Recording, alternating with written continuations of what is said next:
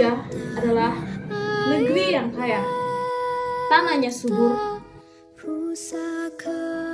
lautnya luas, bahkan tambangnya yang melimpah.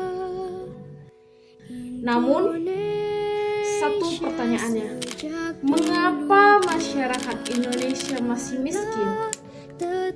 Jawabannya hanya satu, yaitu korupsi.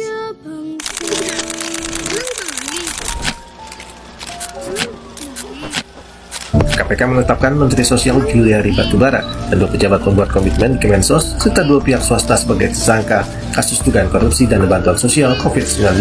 Komisi Pemberantasan Korupsi atau KPK yang menetapkan mantan Menteri Pertanian Syahrul Yassin Limpo sebagai tersangka dugaan korupsi di Kementerian Pertanian. Salah satu kasus terbesar yang terjadi bahkan di Indonesia saat ini ialah kasus korupsi timah sebesar 270 triliun.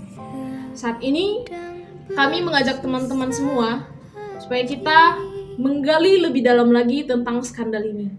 Supaya kita tidak hanya sekedar tahu, tapi kita sadar dan mampu melawan.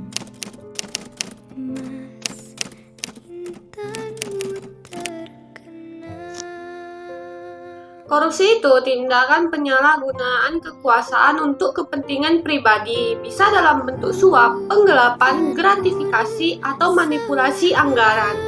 Korupsi bukan masalah hukum, tapi masalah moral dan kemanusiaan. Karena yang dirampas bukan cuma uang negara, tapi juga hak rakyat. Pajak dari rakyat, pajak dari rakyat.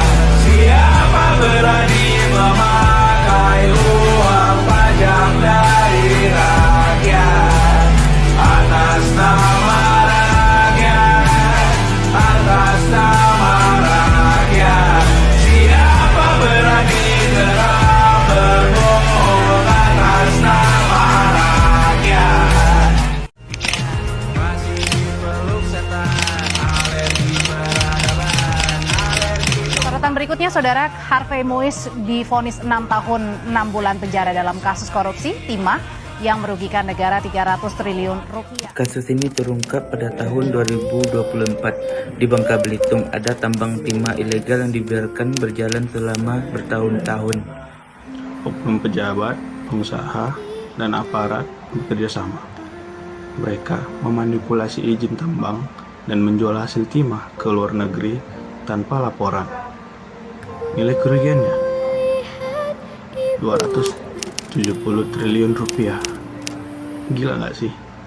Itu adalah angka yang bisa membiayai pendidikan untuk jutaan anak di Indonesia.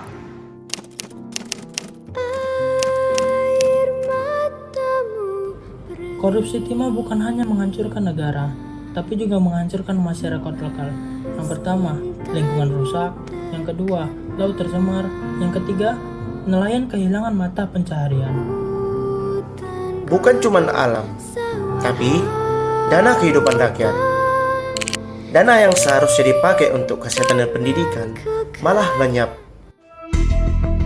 Perkara dugaan korupsi pengelolaan timah pada wilayah izin usaha pertambangan PT Timah Tbk tahun 2015 hingga 2022 dinilai merugikan negara sebesar 271 triliun rupiah. Nilai itu berasal dari berbagai jenis kerugian yang perlu ditanggung, yakni kerugian lingkungan dan ekonomi serta biaya pemulihan.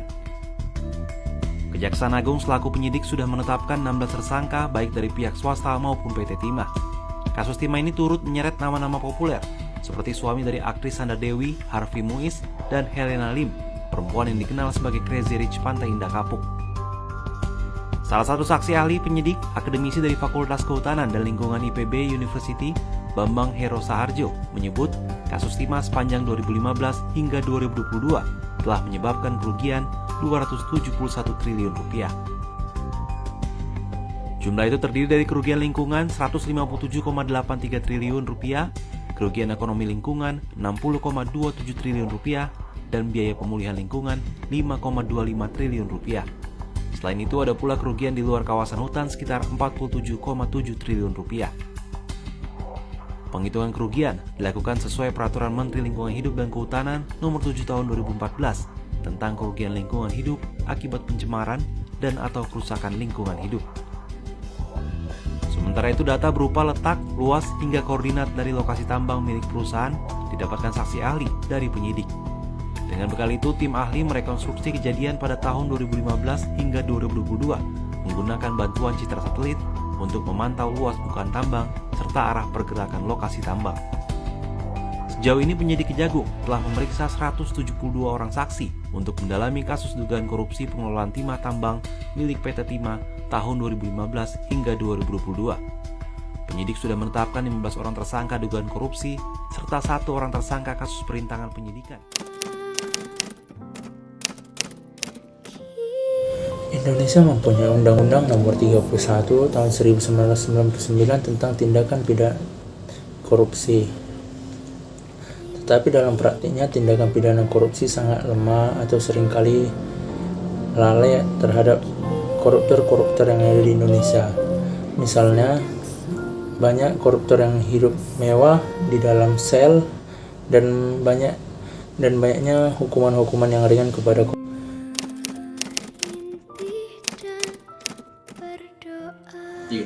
Karena korupsi sudah menjadi budaya, dari yang besar hingga yang kecil, dari ke pusat hingga ke daerah. Kalau budaya diam dibiarkan, kita sedang membiarkan pencuri merampok masa depan kita sendiri. Kita mahasiswa bukan hanya belajar teori, tapi juga jadi agen perubahan.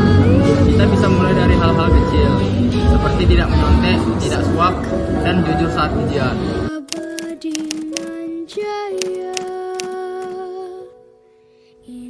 Solusi jangka panjangnya, bangun dengan sistem digital, transparan, dan juga terbuka. Maka dengan itu, masyarakat juga bisa ikut mengawasi, yaitu dengan cara lewat aplikasi pengaduan. Edukasi anti korupsi harus masuk kurikulum. Anak-anak muda harus diajari berani jujur sejak dini.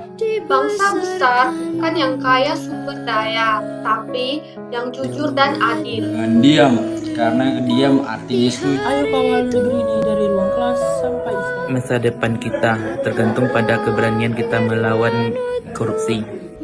Lawan korupsi demi Indonesia yang adil dan bersih.